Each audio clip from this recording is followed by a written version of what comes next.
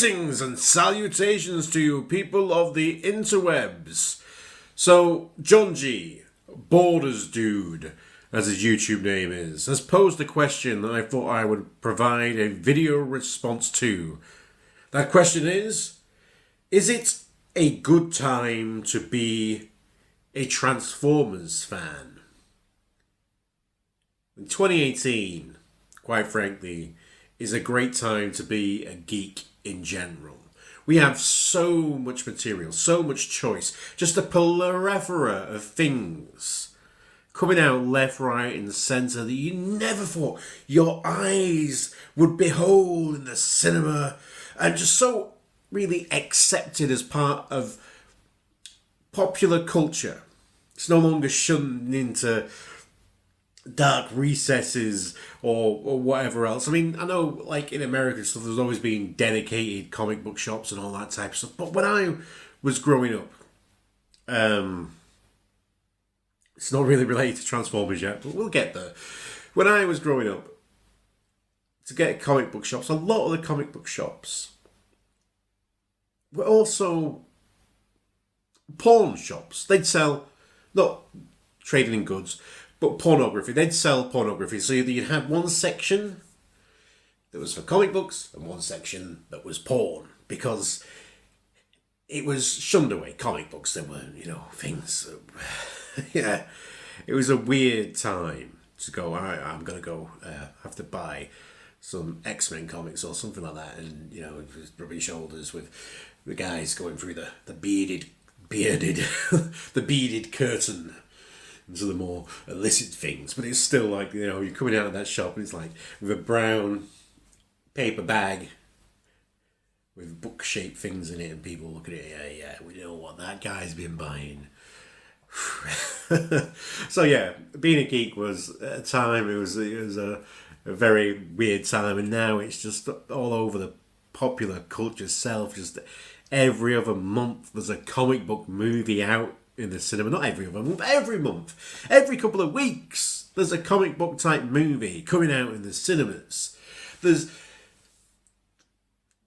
hundreds of comic book based TV shows. So is it a good time to be a Transformers fan? This is the thing, because comics sometimes, Transformers is looked at as lesser as some of these things, because Transformers is based on the timeline, not on a comic book. 30 years. 30 fucking years Transformers has been around. I know, like, things like Wonder Woman and Batman, these luminary Superman, 70 odd years or whatever. But other mainline geek things haven't been around, haven't had the longevity as Transformers has had, which has had a cartoon and a comic book series for 30 years. So it's a good time to be a Transformers fan. It's always good to be a Transformers fan. That's, my stock answer. But particularly 2018. It's still 2017, but coming up. I'm in a time machine. Yeah, it is. It's a good time. It is a good time. We have, for my time, we've been going through a renaissance in the comic books. We've had a golden era. It is kind of derailed a little bit over the last year or so, maybe. But I think it's going back on track. It is going back on track. Lost Light, after a bit of a flaky start, is starting to hit the same levels that More Than Meets the Eye has. The art continues to get better. The storyline is getting back on track, getting back, into some really great places that comic used to go to. Optimus Prime, which is was replaced Robots in Disguise, constantly. The groundwork John Barber did through that slow burner of the first run of that comic, and now it's paying off, and it's paying off, and there's payoffs, and it's brilliant. The Hasbro universe, comic book universe, I really enjoy it. I really enjoy the idea that we have all these toys in the toy box, And it's, it was a bit of a hammering it in at first to get everything into its place. But now I think, even that is good. The G.I. Joes actually get on with the Transformers now, so that's actually, a vast improvement. So the good guys are on the same page, or pages, of the comic book. So yeah, really enjoying where we're at with the comic books. There's web series. You could go and watch a thing on Combiner Wars or Titans Return, which apparently you can watch. I don't know much further about that. Robots in Disguise has just finished. That was a kind of sequel, but not really tonally the same as Prime, but had a vast array of new characters and quite interesting little twists on the normal Transformer mythology. Yeah, and just the amount of new Decepticons that show has created is just worth note for what it is.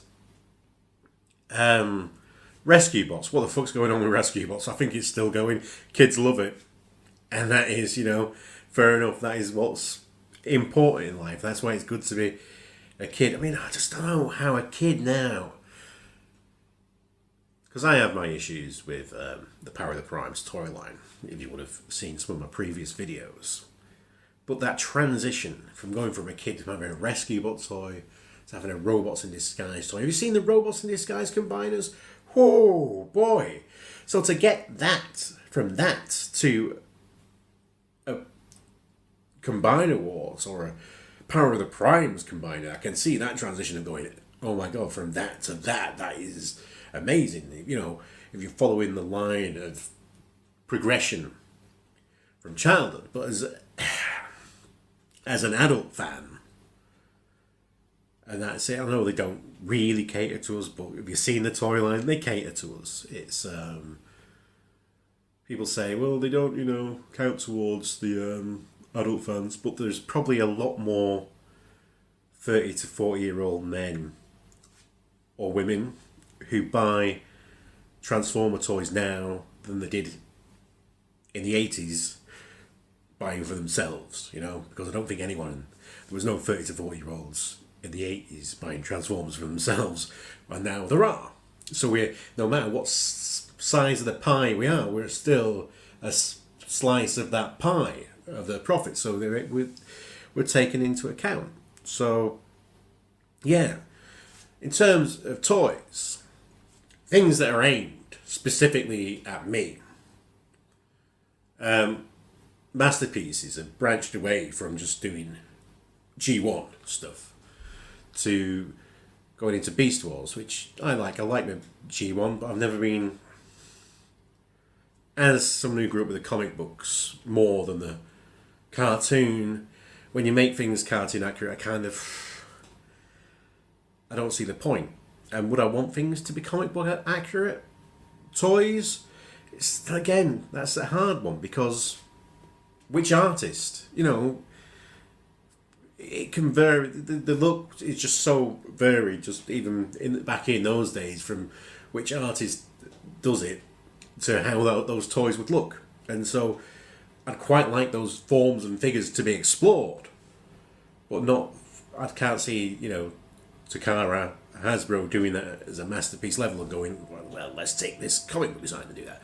But I did prefer Masterpiece when they were more toy centric than they are cartoon centric. But that being said, I do like the odd thing, which we'll go into, third party toys. That is, we've had a vast focus of third party toys lately, being cartoon accurate, in scale with the Sunbow chart. Every company releasing the same figure that just has slightly different transformations just to get these one things, or head sculpts, or wrist swivels, or just the way the abdomen turns correctly other than the other company, and we're all trying to release them as fast as possible just to get them in there before Takara Tomy released the official version. So yeah, it's been a bit of a tense time with that.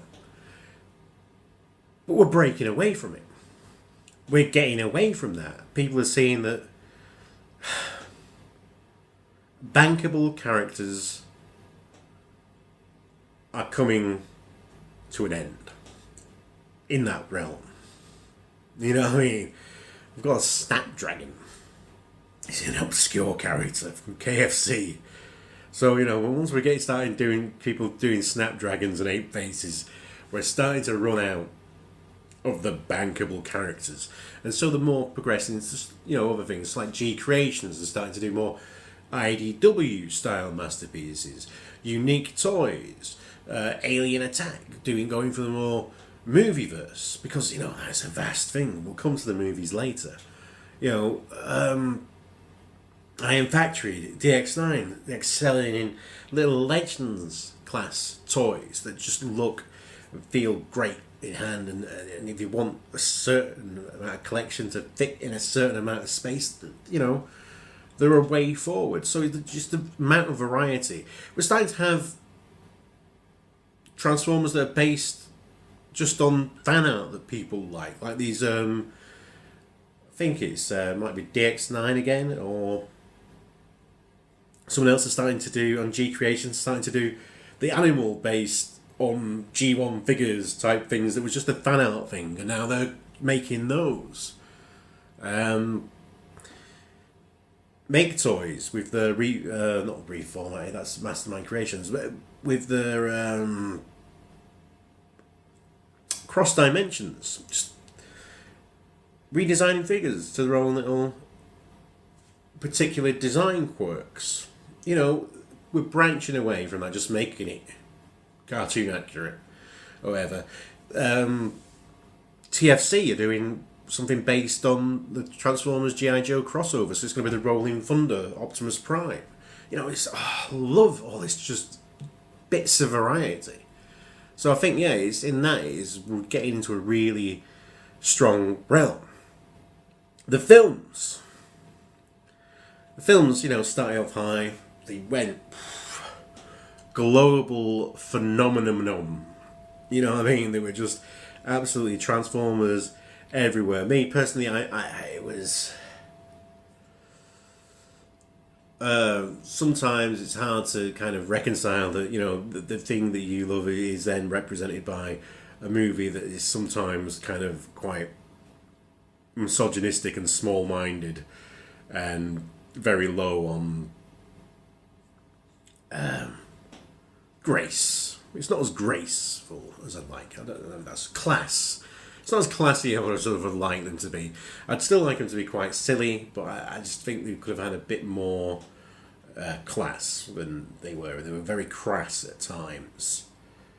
But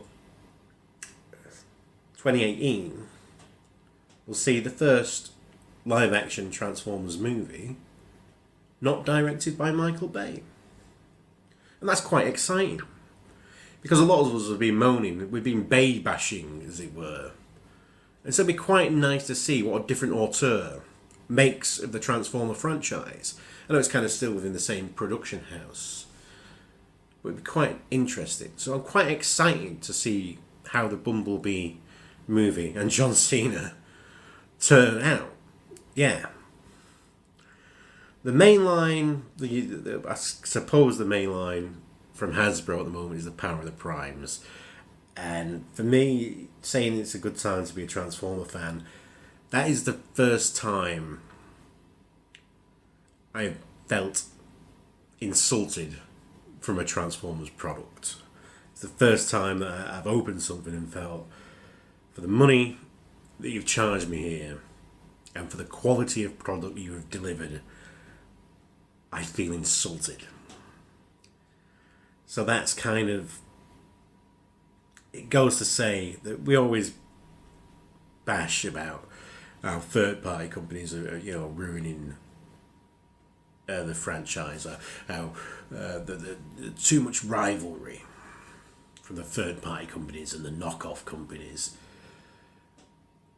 But when they can produce a line of such low quality, and when they can say, Masterpiece Dinobot, yeah, we're alright, charging, don't know, he's back coming in UK money, he's going to cost about £180 or something like that.